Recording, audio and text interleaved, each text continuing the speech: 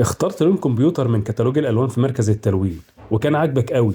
بس بعد ما دهنته في الشقه لقيت نفسك في شقه تانية تماما. اول حاجه فكرت فيها انت اتضحك عليك في مركز التلوين، دول عملوا لك لون تاني. بس الحقيقه مش كده. بص، هو فعلا الموضوع ده منتشر وبيحصل كتير قوي. وعلشان تتفاداه وما تقعش في نفس الغلطه دي، انا لخصت لك الاسباب دي في كام نقطه بسيطه كده. واخر نقطه هي اهم نقطه. احنا عموما بنختار اللون بثلاث طرق في مركز التلوين. انك بتشوفه على السوشيال ميديا، شفته مدهون عند حد من قرايبك او في مكان ما. اول حاجه كارتيله الالوان. وانت بتختار اللون خليك فاهم حاجه.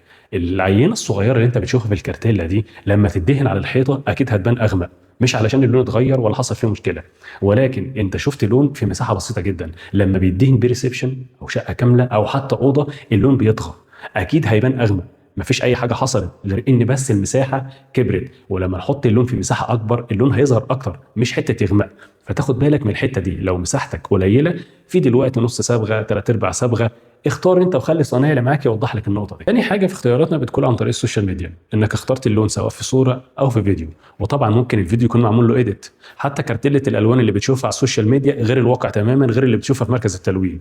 حتى الفيديو اللي بتشوفه على السوشيال ميديا ويعجبك قوي اللون، هو في اكيد كان منور الشقه. واكيد اضاءه المكان بتغير اللون 180 درجه. اللون حاجه قبل الاضاءه، وحاجه تانية خالص بعد الاضاءه، وخصوصا الاضاءه الورم. يعني شقه زي اللي احنا فيها دي معموله بريز نص صبغه. هوريك اللون وتاثير الاضاءه عليه. ده شكل اللون في الاضاءه الطبيعيه، اضاءه النهار.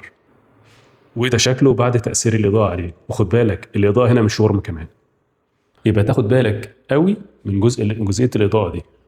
بريز والفانيلا لاتيه والميلك واي وكل درجات البيج الرمادي اللي طالعه ترند دي هي مسميات خاصه بجوتن. يعني مفيش كارتيلا في اي شركه تانية تقدر تحط المسمى ولا الرقم ده في الكارتيلا بتاعتها. طبعا عشان المساءله. فطبيعي لما تروح شركه تانية علشان هي ارخص من جوتن ما تلاقيش الدرجه هي، هتلاقي في اختلاف بسيط بينهم. فخد بالك من النقطه دي برضه علشان في ناس بتقع فيها. حلوه قوي درجه الابواب مع درجه الحوائط. لو عجبتك اكتب لي في الكومنتات او اعمل لايك. المهم ما تمشيش كده وتسيب الفيديو. سلام.